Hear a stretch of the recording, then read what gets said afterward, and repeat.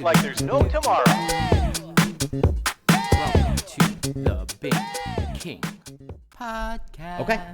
You have a hole in your sock. Yeah. Wow, what an intro. Yeah. Hey everyone, I have Dion here with me. Dion, how are you? Good, thanks. How are you, Arthur? It's been a while since we've seen each other, I think. It's long for Shanghai time, I Yeah, guess. I think so. Yeah.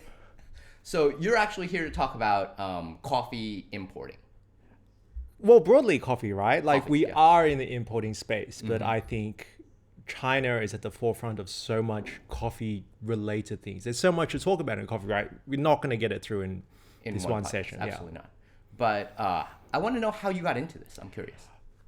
Okay. We were really lucky in that my family has always been broadly interested in coffee for whatever. So my parents ended up in Papua New Guinea of all places, and that's where my parents met. Really? Yeah. That's awesome. Like for completely different reasons. My dad's side of the family were there for a few generations. My mom's side of the family, they had to take over our business that was there, and that's how my parents met.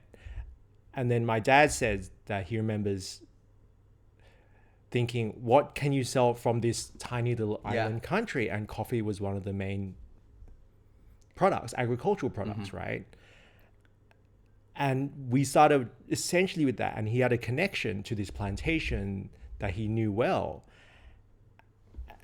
Long story short, a few things happened and we used that connection, and that's the coffee we bring into China today. Oh, really? Yeah. So you actually know a plantation from when you were a kid till now, and you still import from that plantation? Not quite. It was Okay. more of like a business relationship. My dad does buy from them domestically, and we sell at like the airport, whatever. Gotcha. And then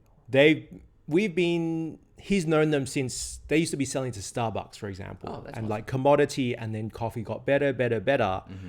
So they branched out to try and sell internationally. And yeah, we kind of picked up on that, and we're selling into China now. Yeah. Yeah, importing it into China. So you've been doing this distribution. basically since you were a kid? Or you've No, been in this industry? not at all. It was kind of like a side hustle for my dad, right? And I think, That's awesome. yeah, that's the way to do it, right? Yeah. Yeah, he started selling coffee online from 1997. Wow. And he tells me that, there was no fancy...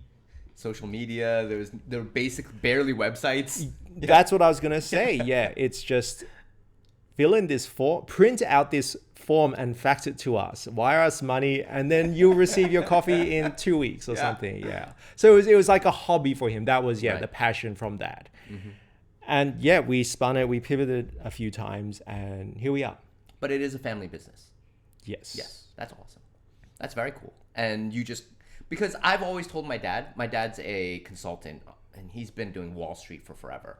And I've always wanted kind of like a business that the dad passes down. I always found that very attractive. And I never got that because I never got into it. But it's difficult as well. Is it? Friends mentioned it before I took the dive, and they were like, do you want to work with your family? Yeah. And I was like, no. Really? Can you imagine what it'd be like to work with your dad? Him over your shoulder. Yeah, that would be a problem. But I think if I had my sister with me, it'd be okay. Yeah, so if I had my I sister think you and I probably need both. therapy with family to Right. kind of figure it out, like, the boundaries, so on. Yeah. Yeah. Oh man. You're right. I can imagine that sucking, but I can also imagine the reason I say this is because I recently went back to Taiwan and I watched all of these old restaurants and like shops get passed down.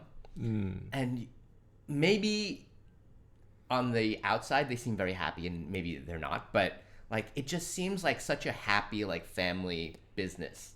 Like when I'm in the restaurant, mom is screaming like go, and the kid's like all right, and it seems very like busy but happy, and so Okay. like when I kind of like I guess make it out to maybe better than it really is. I thought you were going to go down a completely different route. The yeah. whole like passing down the craft, this family's been making this one, I don't know, sake for 3 generations, and they've got the family seal on it. But I just enjoy like watching people that know each other for a very long time work together. Okay. There's something like about it that's just like very smooth. Interesting. I thought it was very cool, and I thought the relationship was really interesting. Yeah, it's about the relationships Yeah. in the end, right? Mm-hmm. So once you got in, why did you guys decide to come to import into China, and how'd you get into it? I mean, I wish it was some kind of, Wall Street crazy, oh, we did a MBA and right. we just dissected the market and found, no, we were just complete lucky. Like we did that, we pivoted because we initially wanted to do a biodegradable coffee capsule. Okay.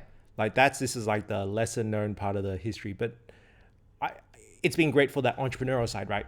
That didn't work out, but we pivoted to just selling the coffee.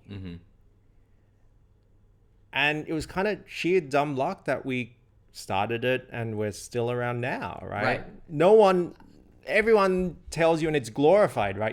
Oh, look at the Uber or whatever crazy thing Elon Musk is doing these days, right? You got to throw all these resources and you got to do all the research and there's companies selling you that, oh, we do the research. But sometimes you just got to, I like the idea of starting small and figuring it out. Yeah. And we talked about this last time, but I want to bring it up again. I don't really believe in luck. Like, I believe in luck a little bit. Like, I understand that there is such a thing as, like, chance and luck. But I do believe that a lot of it was hard work. Like, you really put in the work. And the work kind of eventually pushed you to where you are now. To some extent, right? But it's not like the luck guarantees the hard work guarantees anything. There are people who work hard their entire lives, never get anywhere. Yeah, exactly. Correct. And so you believe that part of the journey, the luck part, is why you're alive today. No. Yes, but no kind of thing, right? Okay, go for it. Yeah, we were lucky, but in some ways, a common thing I bring up with people is that when I explain what we're doing is that, hey, didn't everyone think 10 years ago coffee in China was going to be huge? No. What? You're the second person that said that. Everyone's like, oh yeah, everyone could see it, right? No. The idea of how wine started in China, right? You get so many people, they turned up in a suitcase with a case of wine and they sold it and they built a big company that imports blah, blah, blah. We kind of felt that same way about coffee, right? Starbucks came into China. They're doing really well in China. I felt like everyone could see it. So that wasn't luck. But then being right place, right time is luck, right? Yeah. I think so. So you guys saw that Starbucks was kind of hitting it pretty big and you were like, well, I mean, it wasn't just Starbucks. It was everything, right? Like the whole idea that untapped potential of this whole continent, right? Like, everyone in the world loves coffee and it's just not in China yet. But China really likes tea. There's like I always feel like there's a tea drinker and coffee drinker kind of thing. There is. But my whole thesis is that it helps each other. No one is saying, oh, my tea is better than your coffee. Especially in China. Maybe there is in the West. But here, I think that's helped the appreciation for coffee here. Really? Yeah. I mean, we found that Chinese consumers have really great sense of taste. And I think that comes from tea, the style of enjoying something a little bit bitter. But they sip at it, right? Yeah. When we were designing a menu with Wong, actually we asked his barista and they said they thought 1% of consumers would order an espresso. Yeah. Because that's just not how they drink coffee here.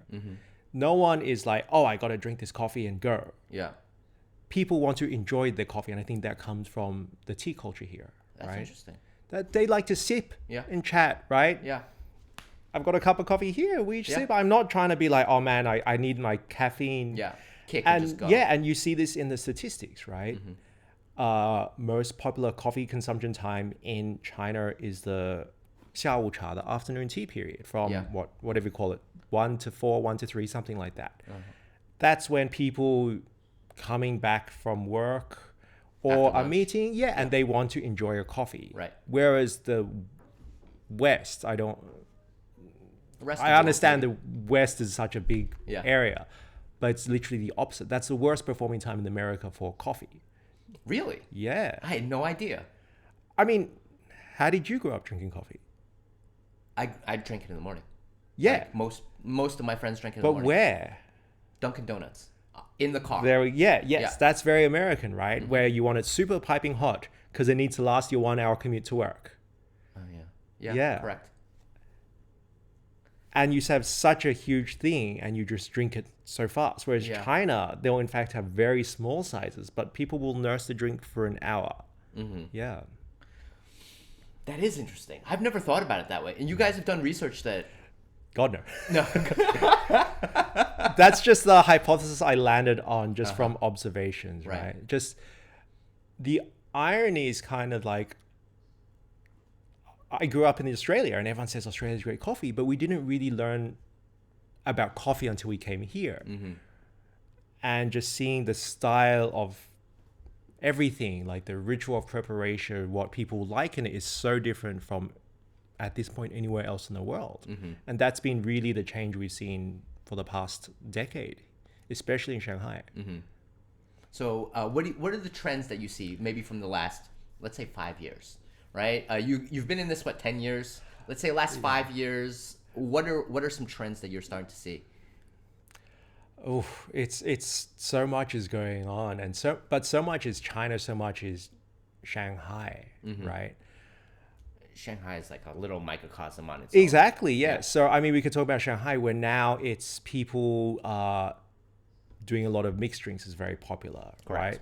But just before that, Shanghai really liked weird coffee. Oh, I went to the coffee festival a couple times. Yeah. And I saw the tom yum soup coffee, and I was like, that's gross. Like, what are people thinking? I seen like a Peking duck coffee. I've heard about that I've seen one. like a curry one or soy sauce latte. Yeah, so that's the current thing now, and it's a little bit out of control. But I actually like the area before that where it was. I think one of the very interesting things about China coffee is that we're such a large country that is consuming and growing it, right? And then we have Shanghai is literally world class now. Like you can't dispute this anymore, right? With coffee. And then so there was so much pressure on the growing to produce something unique, and the taste that Australia, US doesn't like, that sourness in coffee, that fermented notes, is what China loves, right? Correct. And that's what I think really accelerated the change in consumption here, right? Like even this coffee that we bought from your bakery across the road. Yeah. If it was Australia and you asked for whatever your house blend coffee, it'd be something dark, chocolatey. Whereas this one, it's light, it's fruity, it's refreshing. Yeah. And that's just a sign of what China likes, which is very different from the rest of the world. Well, actually, I hate to disappoint, but they actually ask me in advance, Oh, do sorry. you want the light blend or the dark blend? And I always get the light blend. But that is what I get. Like, But that's an option, Yeah, right? it's an option. Yeah. I mean, I enjoy the kind, and I got really into coffee when I got to China. Like before that, I was drinking Dunkin' Donuts, and it was purely a functional drink. Yeah. It wasn't Yeah. for taste. It Not wasn't for enjoyment. Yeah, it was just there because it was hot and it had caffeine in it. Yeah, And that was it. that's how the West views the coffee. Right. And so I think that's really propelled China's position, because you have people who it is a morning routine, but it's more than that, and they want to enjoy it. It's actually reminds me of Scandinavian coffee drinking culture, right? Okay. It's a very social thing. So in one of those countries, I can't remember which one, but there was a alcohol ban. So coffee became the de facto Social drink. Yeah. and that's why their coffee consumption is the highest in the world. Uh-huh. And China has similarities to that. Right. Why do you think tea isn't successful here then? Like it's rarer to see a tea shop where young people go and like sip on tea for a while. So that's your metric for tea not being successful here? Yes. As a social drink, I meant. I mean, I think milk tea is quite successful, but like tea with the, just plain tea is not. It comes and goes. Okay. I think. Like if you want to make the comparison to coffee, 10 years ago, there were so many milk tea stores in Shanghai everywhere. Correct. And it's died out a little bit. But in the opposite way that coffee has gone for these crazy drinks with duck and soy sauce and chili in it, tea has really stripped back. Have you seen the trend of it's just lemon tea? Yeah. It's unadulterated, it's just tea Lemon flavor tea. with tea. And that's kind of doing well. But it's a bit more cyclical. Yeah. I think because of how saturated it was to begin with, right? Yeah. I think no one's being like, oh, I've got this 15-year-old pu'er cha that like is worth so much and is going up every year. It's not that anymore. It's like the new age coming in the same way for coffee. But there are waves. Yeah. That's interesting because I do actually enjoy like, oh, it's springtime. I want to go out and get the Hangzhou Longjing, the Chun Cha, you know, like that kind of stuff. It makes my mom really happy. And because my mom likes it, she's kind of passed it down to us. Okay. And every time she comes in, like whether it's spring or like fall, she'll ask for like this year's Chun Cha. Okay. And then I'll go get like, you know, whatever from wherever. But let me just throw this out there. Maybe it's the lack of ritual with tea for the younger generation, right? So another trend in coffee in China is that because people want to brew it at home, and that brings you closer to it, right? You know, you have your morning coffee, you might have an afternoon coffee, and you have this kind of routine. But I think that's probably fallen to the wayside with tea. No one I know has got that big tea set where like the automatic hot water dispenser and they'll pour it out the ritualistic whatever stones they might have in like the high grade teapot. Whereas we have seen that in coffee that people are very much interested in brewing at home. My family still has that. We have two separate. But none of the kids are like, oh, this is the feature for my house. No, absolutely not. But we do like. My mom got into it, so kind of made us get into it. Which is, it's nice to have that kind of tradition. I think. Of course, yeah. But my mom is like not really a coffee person, so she's always. But that's okay. Like but like for you enjoy the tea and you enjoy the coffee. Right. Yeah. I kind of waver between both though. Okay. Like right now I'm more on a tea thing, where I brew my own green tea in the morning and then I throw it in the fridge. And throughout the day I'll have iced green tea, and it's to me that's like the ideal drink, especially for summer. Like this is my thing right now. Actually, there's a weird seasonal effect I find here. Actually, China really likes coffee in the summer. Whereas like for me, even growing up, you think coffee is like a wintry drink. It's like almost thing. Like hot chocolate, right? Like, oh, it's cold, I need a hot coffee, and like the energy. Just a weird quirk I find. But like iced Americanos, like, I mean, that's been a thing for like forever. Ever since I went to Starbucks when I was in college, and I would always get the iced Americano. And then, I don't know, that's kind of always been a thing, right? Yes and no. Like I have a really quirky early coffee memory in that I remember that 20 years ago, 30 years ago, when you want like a iced coffee, it would come with cream and ice cream. And as a kid, you love that because it's like a dessert, right? And then one day it kind of switched, and then iced coffee kind of meant the iced Americano style. And then I was disappointed that there was no cream and ice cream. I missed that. But I mean, now that they have that avocado thing, which I love. Right. I've never had it until I got here.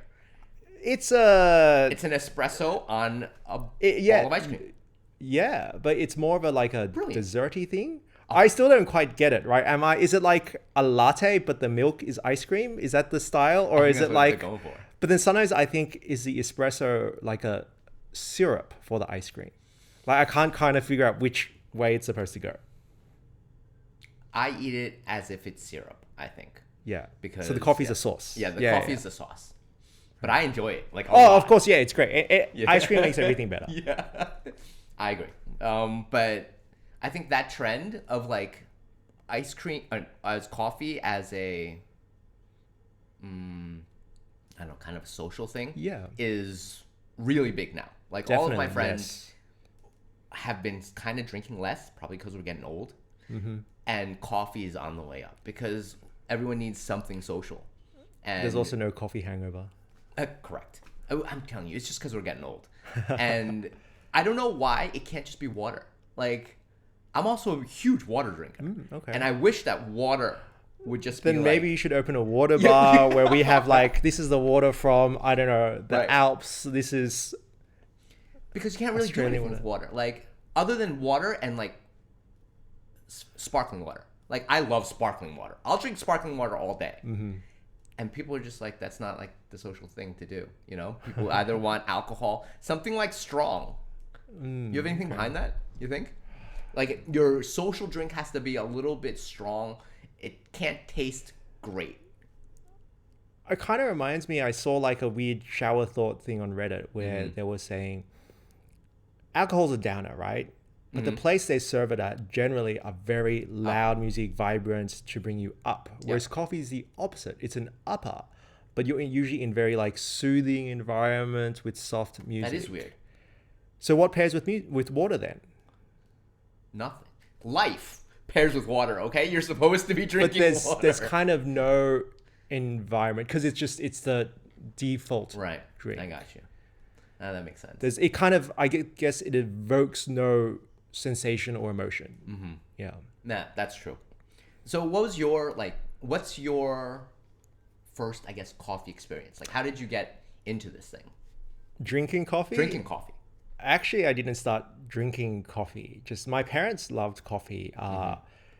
And so we had a coffee machine, like a proper espresso one. And being the youngest in the family, I was the one that was taught to make the coffee, but I didn't drink it. Yeah. Oh, you only made coffee for your parents? Pretty much, yeah. Siblings? Did they drink coffee? Not much. Okay. It was mainly just my parents. mainly yeah. parents. And so that was like my responsibility growing up. Yeah. Did you have to clean the machine? Just basic wipe down. Okay, Yeah. gotcha. But I mean, like coffee's advanced so much from there. I just thinking it was like we ground the coffee like every fortnight or something with a Right. spice grinder. There was no scales. It wasn't fancy. Yeah. And that's kind of how it was back in the day. And Right. that's been a worldwide growth, right? That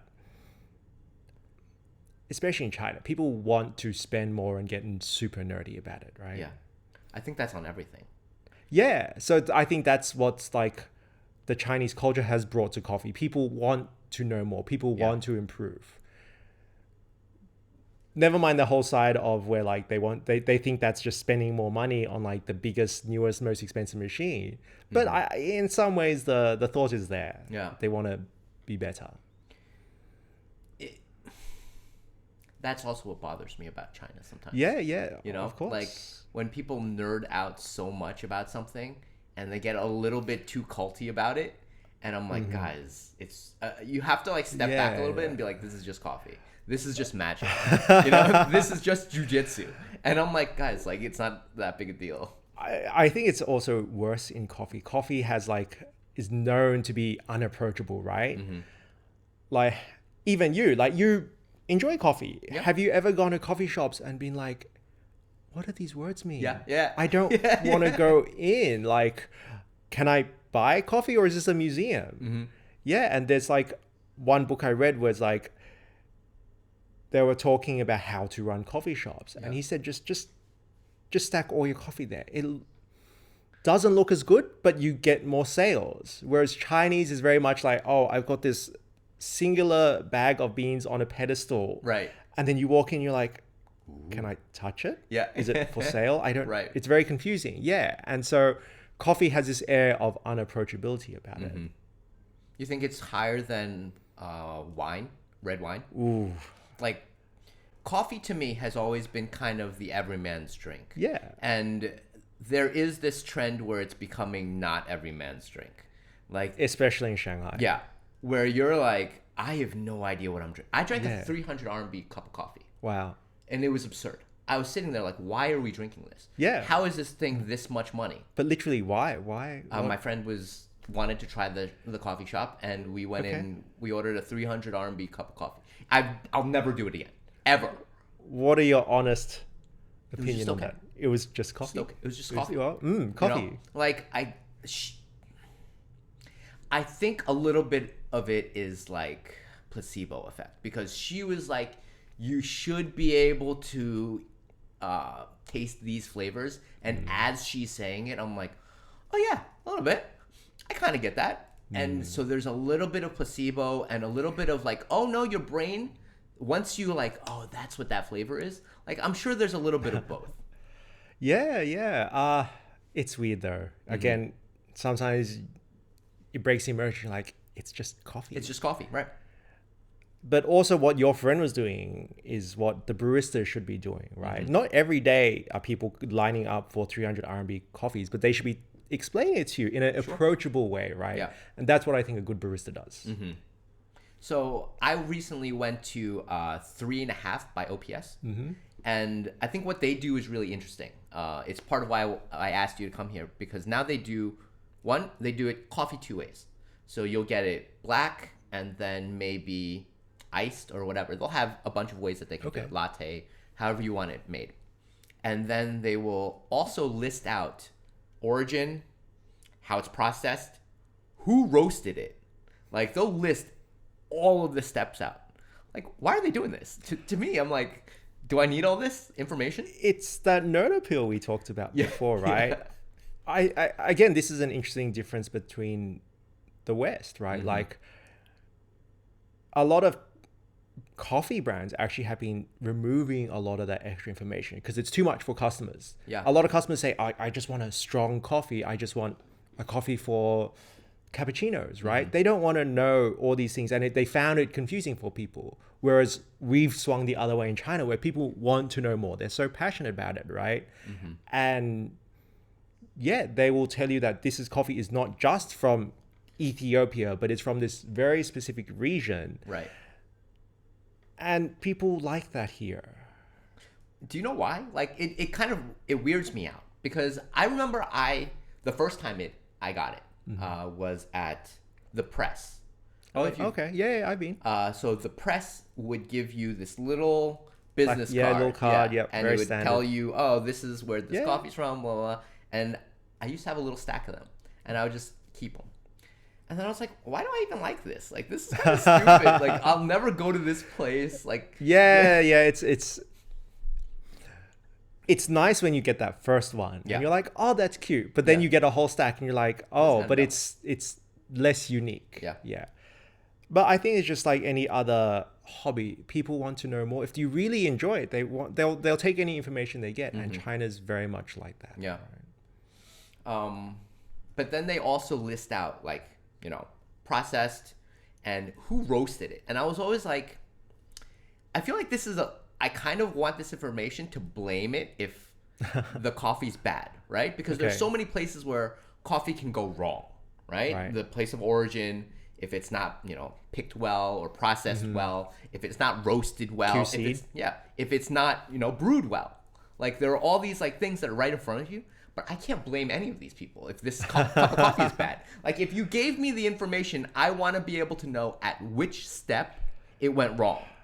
But I can't do any of that. I'm just like, this coffee sucks. And then they'll tell you, it's because you don't understand coffee. Ooh, no. You know? That's a terrible thing to say. I'm being facetious, but like, a lot of people will be like, oh, you just don't get understand it. You don't get it. Yeah. I'll be like, well, there's so many places where it could have went wrong. I don't know where it went wrong. And then they'll blame it on you. Then why list all of these pieces to begin with? It's not a blockchain thing where we're trying to get like perfect transparency of it all, and it's on the ledger. It's right. You can look it up. No. The whole idea of it is also to celebrate the whole supply chain, right? Chances are the coffee you're drinking today is flown from half a world away, right? You know, Africa, South America, huge growing regions, right? And we're acknowledging them, right? And then acknowledging that the roaster, hey, it's not a huge factory process, right? These guys QC'd it. They're, especially in China, they're doing a smaller batch of roasting. And then they gave it to the shop and they said, hey, we like this. And then they're like, you know what, we want to serve this to people, right? It's an acknowledgement. Yeah. Yeah, I got you. that coffee is so much more than just me handing you a cup of coffee at a Dunkin' Donuts drive-thru. Right. Yeah, and then it's just coffee. It's a little bit more than that. I agree that China's Shanghai has taken A little bit overboard. a little bit too overboard. I think it's a But little it bit. seems like people liked it. Yeah. Yeah, it resonates with people here. It always bothers me when someone tells me that I have to have a story behind everything. I know that it's kind of human to want the story, Yeah. but like, I've always wanted things to just stand on their own. You know, when I had my sommelier and someone that worked in wine, and she was like, yeah, you know, red wine just works better when there's a story behind it. They tell you about the jiu zhuang, and they tell you, and I'm like, yeah, but shouldn't you just drink it and be like, wow, this is good? Like, do you really need the story? Something that's good just stand on its own. Anyone that drinks it is like, oh, this is good. I'm with you that you don't need a story. Sometimes things don't have stories. Yeah. But I feel like the human brain is wired that they want to be seduced. This is the whole idea of branding, right?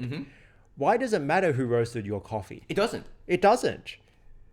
You just assume they bought well roasted coffee from someone, but it's part of the branding, part of the story. Oh, we know these people for so many years. Someone I know, or it's part of, honestly, it's part of a sales tactic in the end. Yes. Which that's is what I think. almost like the super cynical view of it all, right? I'm being very super cynical about Yeah. this because I think that it's just a big sales thing, and Sometimes it is. yeah, it has to be, right? At some point. No, it doesn't have to be. Okay. I came here today and you asked me for my story. Yeah. Is this a sales thing? Are we selling my coffee? Is there like a promotional code at the end of this? No. I mean, there could be. If you want to sell your coffee, I don't know. But how it many helps people for this will people. reach. It helps so many things. It helps them recall it, remember your brand a little bit more. Yes, there is a cynical thing where it's everything's commercialized and everything's terribly the same, and we just need this extra little bit to make it stand out. But sometimes no, there is a story, and that's okay. Yeah. I think the stories are fun, right? I enjoyed listening to you talk to me about, oh, my dad had this side hustle, and now it's like this thing that I work on. Like, that's a cool story. You know, it does make my brain be more willing to be like, oh, Exactly, if yeah. if I ever want like beans, maybe I should go talk to Dion, you know? I think there's also learning to separate the story from the product is helpful, right? Yeah. But it just makes me feel closer to you. That's what Exactly. it is. Yeah, exactly. It pulls in you and me. We're no longer just like strangers. Lets us connect. We're kind of closer, so I can, again, in the future when I think of coffee beans, I'm like, oh, maybe I can talk to Dion. Yeah, Maybe, like, get some beans, definitely. right? It's the same thing with Dao Dao. Like when Dao Dao came on my show, I've only been to Yorong Nai Da like twice, and then, you know, he was introduced to me from people that played underwater hockey. Okay. Oh, And what? That group of people, they were like, oh, we're always at Lovely Thoughts, and we always drink at this one place.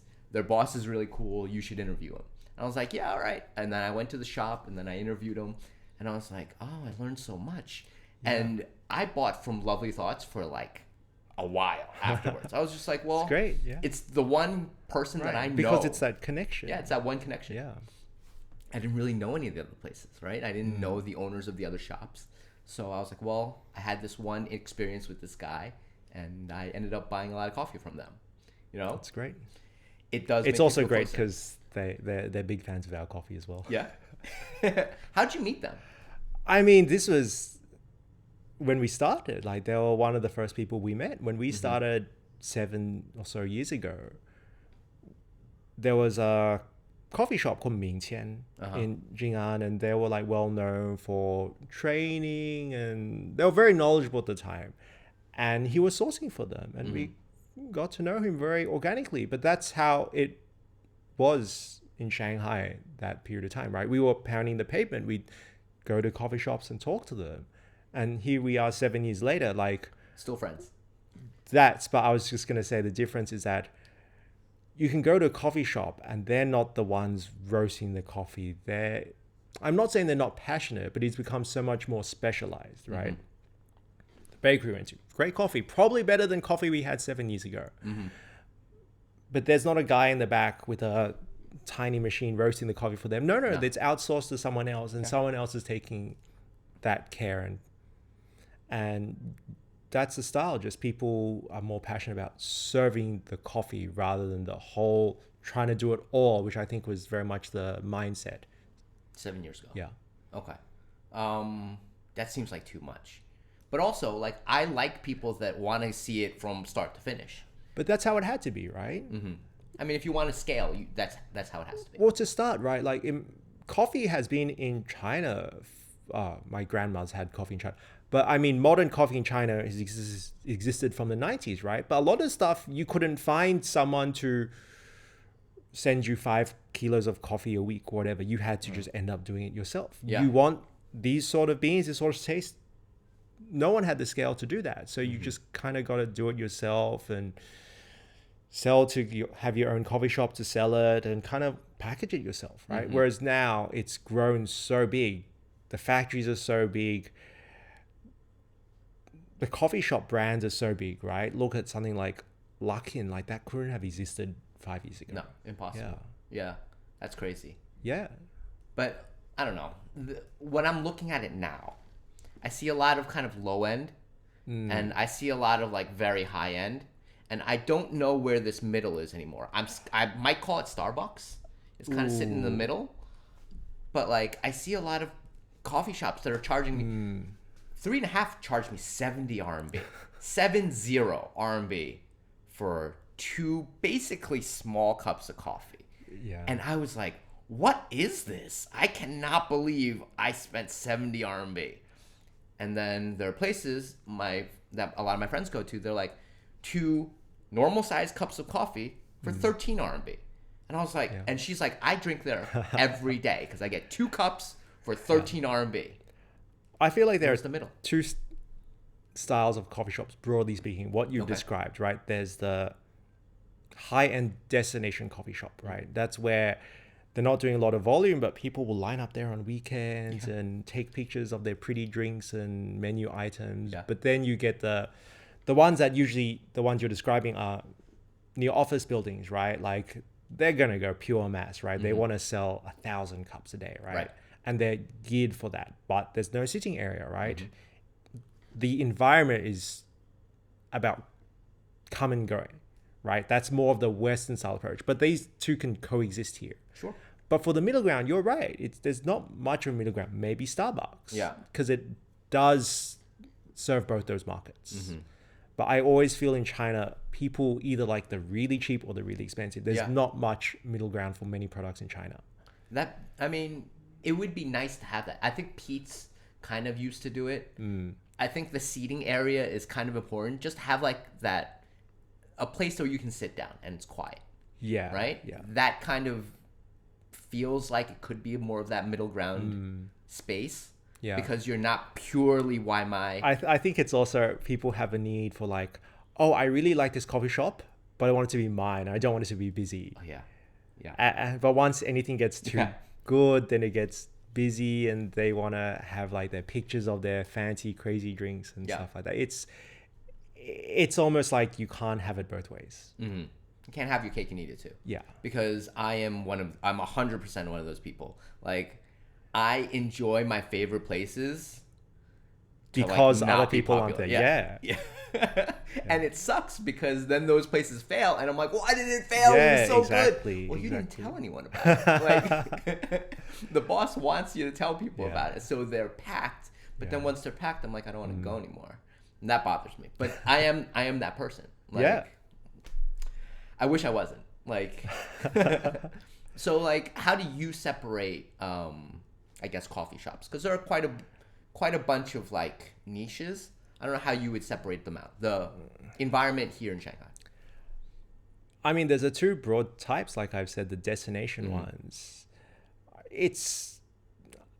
I mean, my wife, who I do this with, she's very much into the interior design of it all. So she'll look at that, right? What does the store want you to do? Do they want you to take away? Do they want you to sit and enjoy a chat, right? It's very this style. So as it's grown bigger, it's kind of more pigeonholed, like what the kind of styles of coffee shops are. Okay. But that's okay, right? Like there's so many coffee shops to choose from. Like you'll get ones that it's a bakery and the coffee is an afterthought. You'll get the ice cream store that has a crossover with the affogato crossover, whatever. You'll get the super high end. And I think that's kind of what's so great about Shanghai now for coffee. They can all coexist. Yeah, they all exist. And just because you buy Starbucks doesn't mean you can't go to a fancy one later. It's, in the end, it's all coffee. My feel is that they're the kind of small coffee shops that are a little bit more rustic, and then the Instagrammable ones that are like all glass. And okay, right. Yeah. And that's how I separate the ones that I go to, and I'm seeing the Instagrammable ones kind of win, which is like there are more of those popping up.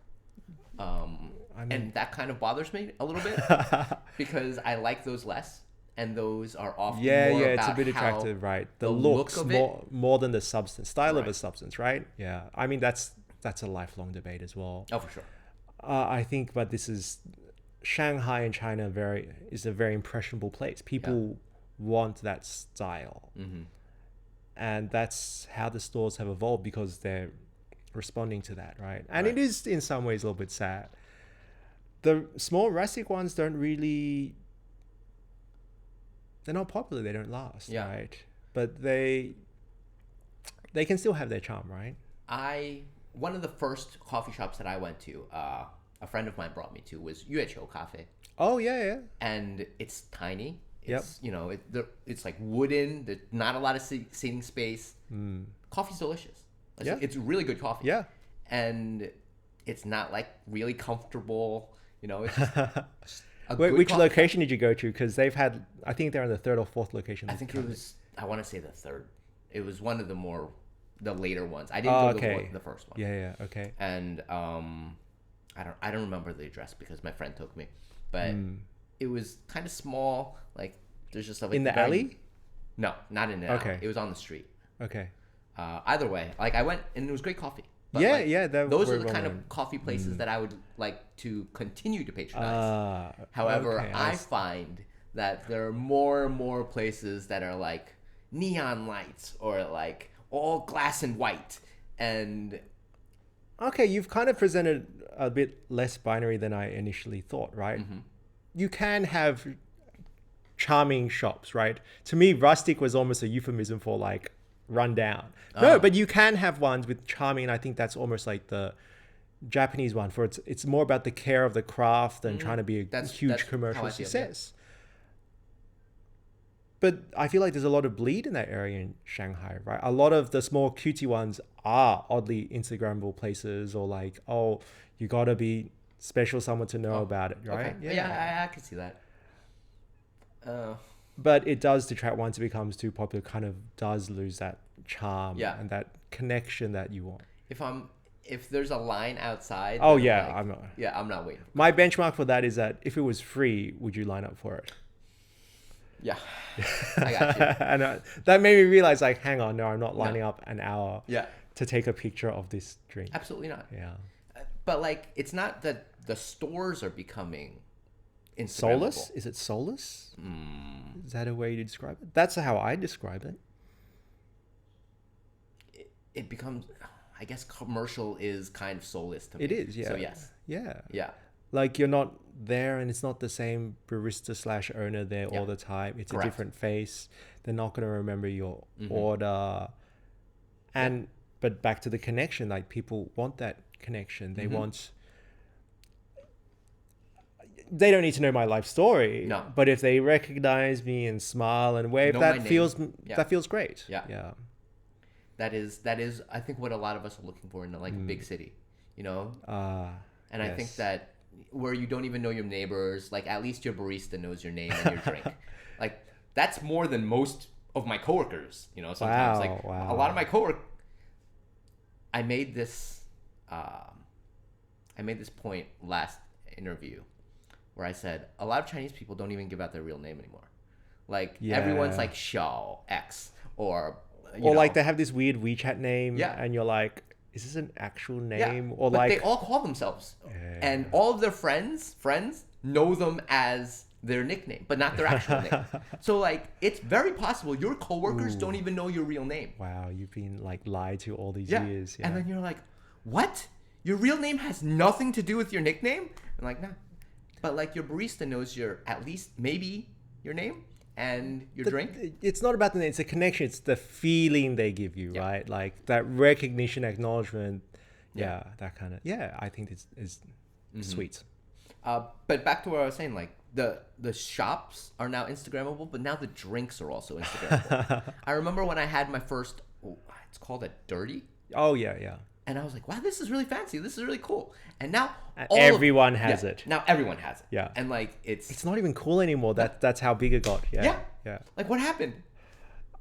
Again, it's like the story. Everyone's trying to be different and appeal. It's such a wide market. Like people really underestimate how many coffee shops there are in Shanghai. It's more than the world. It's over 10,000 coffee shops in Shanghai. Crazy. And I don't even know if you're counting convenience stores as Right. coffee shops or whatever. But how does your coffee shop going to be different from someone else's? And how do you make a commercial success? You can't be that cute rustic place Yeah. Yeah. for long. It's a sad fact, right? So that's the market we're going to. I don't know what's going to happen in the next few years. It's really hard to tell. Consumers kind of seem to like these fancy drinks with fixins and whatever it is. Yeah, I do.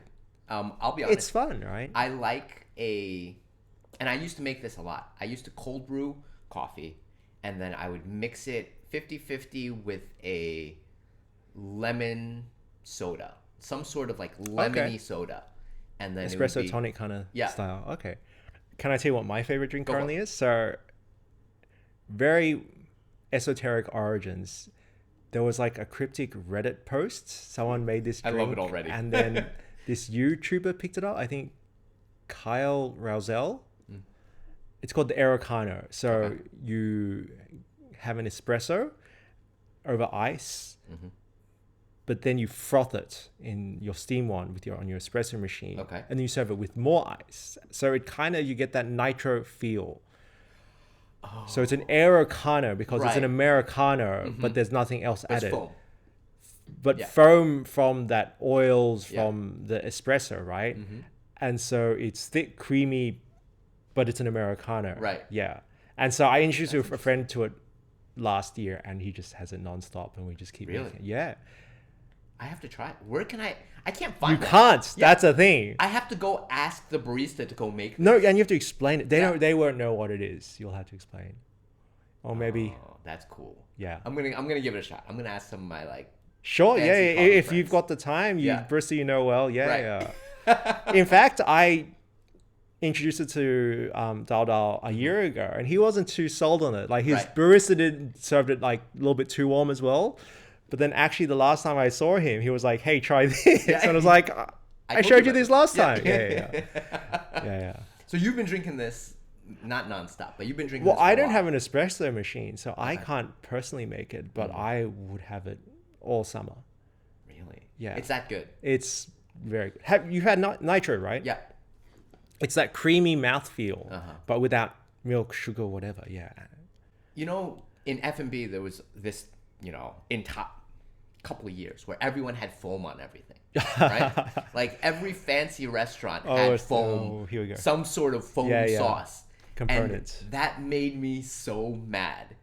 I was just like, why are you putting foam on this? Like, I understand the use of foam, right? It's light. It gives a little bit of flavor, Okay, yeah. but it's not like a heavy sauce. Sure. Okay. But they put foam on everything. And I was like, every single course had foam. And I was like, there's no need for foam for Yeah. this. You can just put regular sauce. And I got so sick of foam that whenever I hear like something is foamy, I'm like, Oh, interesting. maybe not. Okay. It's like a Guinness beer, that head of it, right? Gotcha. It's not a foam. Yeah. Sorry to trigger you. Oh, no problem. I actually don't drink alcohol, which is why, I drink a lot more coffees and teas. Yeah, like, when I definitely can. same. Yeah. But like if I had alcohol, man. Well, like Kahlua is very popular, and like I mean that's what Is all Kahlua that's popular here? not popular. Okay. But I mean, it's a mainstay drink that has coffee in it. Right. But that's also the style that China's going down, right? There's coffee cocktails, Yeah. there's virgin drink options as well. Like, it's very popular to mix it. Yeah. Like, have you heard I saw this in campaigns, the 早西碗. Hey, Yeah. do you know where it originated from? I have no idea. Because a neighbor had explained to me, because it's actually like, it's a riff on a vitamin thing. So it's vitamin C was the thing, and now they've adapted it to like That's hilarious. Yeah, morning coffee, alcohol at night. Kind Yeah. of thing. Yeah. So like that's I like had no the idea where that came yeah. from, but That's I've heard that. explanation, yeah. I had a friend that opened one of those. That didn't do well, but he opened one. You know, okay. It was cool. Yeah. Like Yeah. it was just a small coffee shop, and then he was a bartender and he yeah. could make coffee. Yeah. You know, it was good. But And that's the style that China kind of likes. Yeah. I mean, they also did the same thing with red wine, right? Like they did the Sprite and red wine over ice for a little bit, Yeah. and then so it was like wine cocktails. But I feel like that really offended the purists. Yes. But like, I think my lemon soda and coffee also offends a lot of purists. They're like, "Why do you drink coffee like this?" I'm like, I like this. I can chug this. Right, yeah, and that's one thing that kind of kills me about coffee overseas. It's a super elitist thing, right? Yeah. Oh, how dare you drink decaf? Like, no, I like the coffee so much that I drink more, but I don't want the buzz. Right. But here, like, I think the overwhelming sentiment of it is that it's great that if you like coffee, you like coffee, I like coffee. It doesn't matter where you get your coffee from, and I think that's great, and that's what's allowed China coffee to kind of grow to You think what it's it more is. welcoming? Definitely, right? There's no snobbery. It's a little bit of snobbery. Okay, there's some snobbery, Yeah. right? My luckin is better than your whatever, right? I feel snobbery like almost in a lot of places in China. I would think that there's more snobbery here than back at home.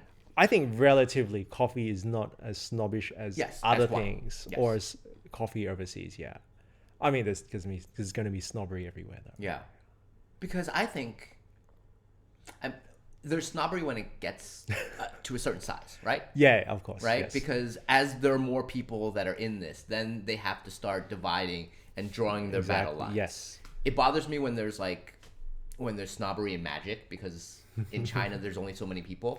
But like for coffee, I understand, because there's so many people that do this, that drink this. Like they want to be like, this is my little niche. I feel like though that it's a bit more of a positive spin. Like, Okay. they're such fans of this coffee brand, whatever. They're not saying yours is bad. They're just professing their love for their brand, and that's kind of I feel it. That's a very optimistic look. I don't know. I don't know if I buy that. Yeah. You know, I think if I brought like my coffee cocktail to, you know, any of my friends that are like that drink like mostly hand kind of pour over coffee, they'd be like, "What the fuck are you drinking?" Like that's an abomination. But it's cool now. That's how Is it's it? done. Yeah. I think it just tastes better. You know? Yeah, Like, exactly. That's what the goal should be, right? I like the sour, you know, the sourness of the lemon with a little bit of bitter from the coffee, and then all over ice. Like those are some of my favorite flavors. Yeah, just all put together. what comes to mind though is the toxic masculinity of it all, right?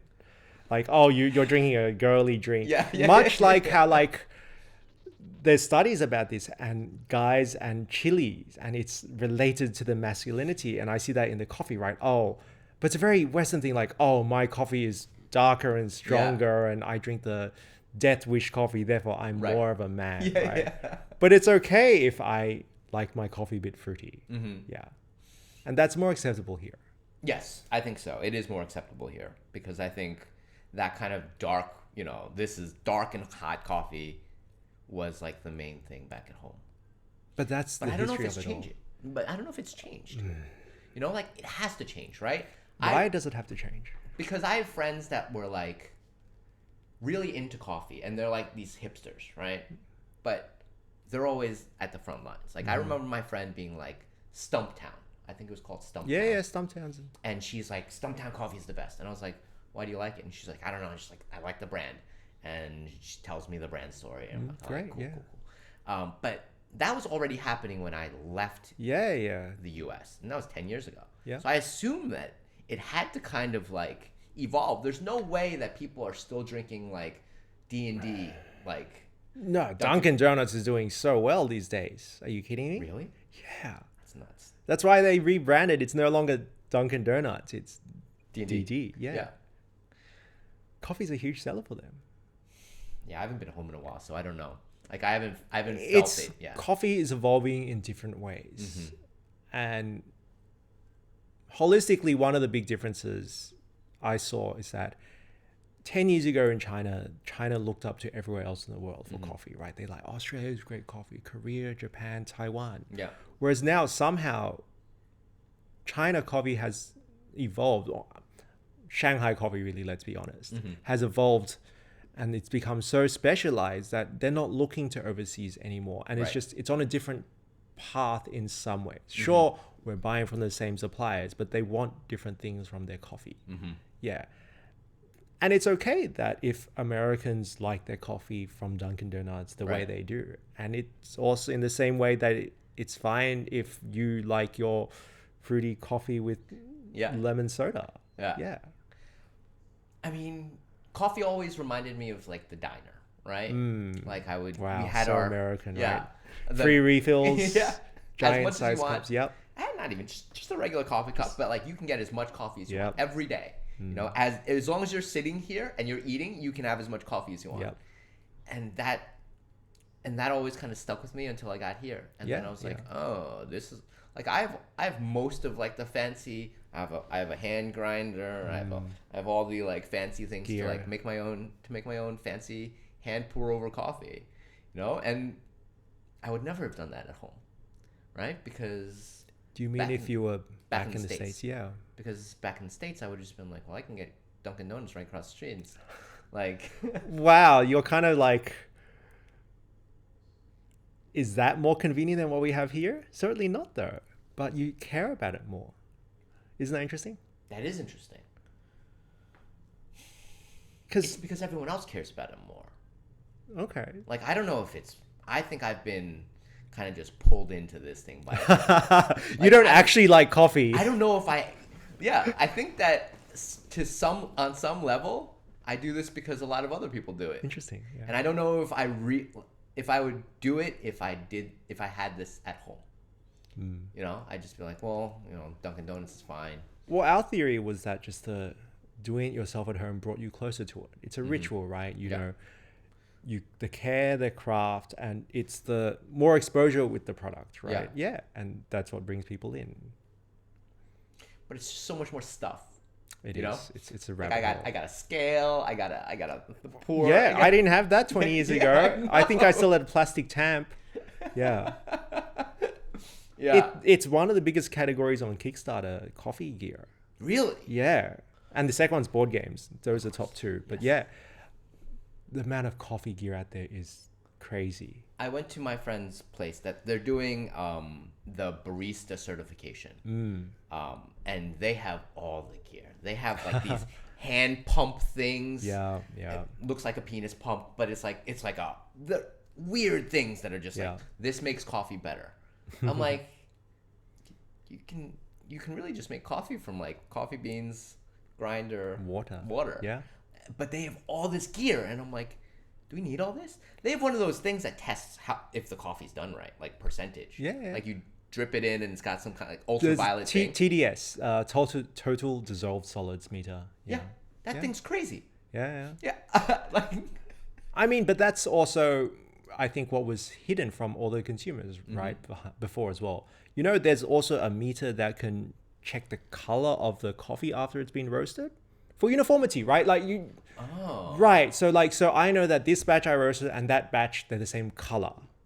But the eye test is not enough. Yeah. Have you seen like how many shades of brown? Right? Like, so there's things like that. But now, because people care about it so much, they want to buy it for home use for some reason. Answer is no, you don't need all this equipment. Yeah.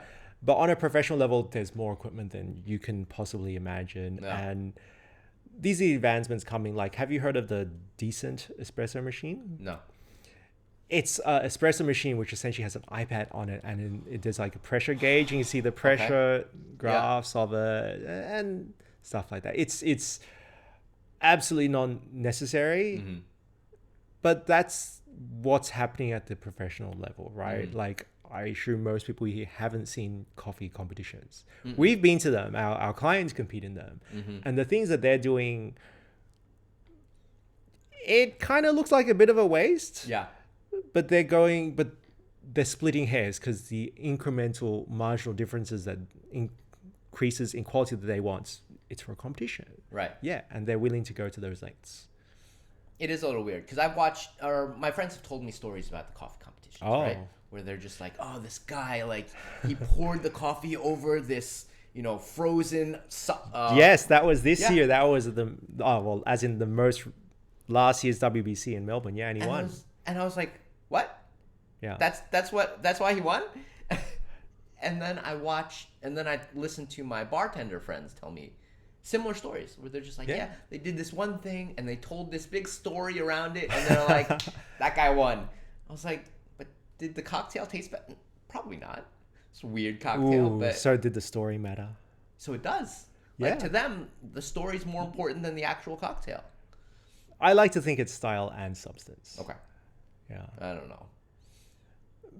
But realize it is what it is. We're talking about literally the cutting edge of coffee, right? We're splitting hairs, and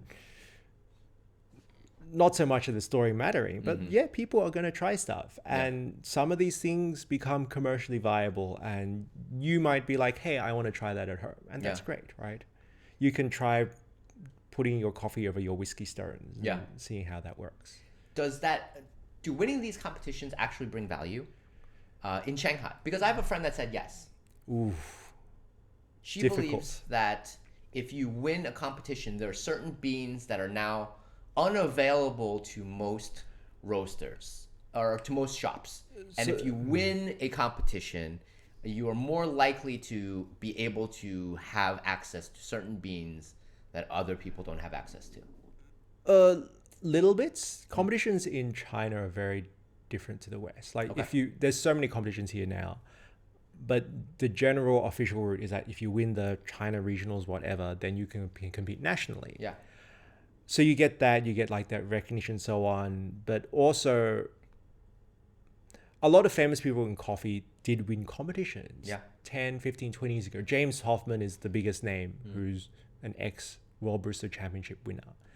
And he even admits that if he competed now, he'd get slaughtered. Yeah. Because just people have improved so much, right? Yeah. So we kind of see that. But now you'll get deals, right? Like the guy the Australian who won the WC in Melbourne, like, because of his thing, actually an previous winner, Sasha Sestic, is trying to do devices like that for home use. Yeah. So you get recognition, you get that. But back to the entrepreneurial thing, it's not necessary for success to win a competition, right? And that's kind of what irks me, right? You don't need to throw all these resources to do certifications, buy all the equipment to start your side hustle, business, whatever. You can always start from making good coffee. And that's lost on a lot of people. Yeah. Yeah. Start with your nice, rustic, charming coffee shop. You don't have to have the best gear. Maybe you need to have a story, though. I mean, that's when I look at brands like Liquid Death. Have you? Oh yeah, the water. Yeah, yeah. Like, that brand bothers me, right? Because it's just water. Ooh. But they how do you, like, with a sweeping hand, just say it's just water? Water experts actually say Liquid Death has a very, very high quality water. Really? Yeah. But to me, as a maybe not a water connoisseur, I'm drinking canned water with a very fancy can. It is. And they had a niche and it worked out for them. Right. Right. I hear a lot of people like the idea that they can be at a party and it's socially acceptable to drink this canned water, heavy metal branded looking thing, and people are like, oh, that's cool. Right. So that worked for people, right? Yeah. Yeah, it bothers me. It fucking bothers me. But brands like that are starting to pop up where there's very minimal substance and a lot of story and a lot of design, and really what you actually have in your hand is a can of water. Yes. Water, you know. It doesn't bother me as much as the brands that are overcharging for water, like Voss. Oh yes. Like those are extortionate prices. Yes. I would much rather buy Liquid Death. Unfortunately, yes, because Voss in the end is still just water. Although Voss Sparkling is fucking delicious. We're gonna go down the water hole. Voss Sparkling is some of the best sparkling water ever. Okay, it's so good because there's so much fizz to it. Also, you like the yeah heavy fizz. It just when it goes in your mouth, it's like, and it's not like Perrier, which has like these kind of big water bubbles, but not very like densely fizzy. Okay, so if you bring this up, actually the bakery / coffee shop across the road, they have this Thai sparkling water which has a very heavy fizz, and that's popular for budget. Yes. Yeah. So that it's popular for that reason as well. It's very good. Yeah, I like Chang. I buy it as well. Yeah. And it's cheap. Yep. So I buy it because And pour it in your Voss bottle. different bubbles. They're different bubbles. The okay. Chang bubbles are bigger. Voss bubbles are tiny, tiny, tiny bubbles. There's just a lot of them. Interesting. And it stays fizzier for longer. So like you can leave that Voss bottle on the table for a day. It'll still be fizzy. Interesting. Wow. Okay. And I don't know why that happens, the science behind it, but you'll drink it a day later and it'll still be fizzy. And I'll be like, this is pretty cool. Have you considered getting a Soda Stream? No. I very briefly, yes, but I have too much gadgets stuff. Yeah, stuff. I need less stuff. All right. Before we wrap up, who do you guys supply for now? Are you allowed to say? Like, sure, no worries. No one's push holding some us of back. your the place that you supply for. Who do you like in Shanghai? Our two favorite brands and people to work with. Number one would be no particular order, but first would be of aforementioned Wong or Dao, who does Small Arms, Big Hearts. Yeah. His Lucky Strike. Lucky Draw. A Lucky Draw. Yes. Is their Jing'an location. They're on Taobao. We love their coffee.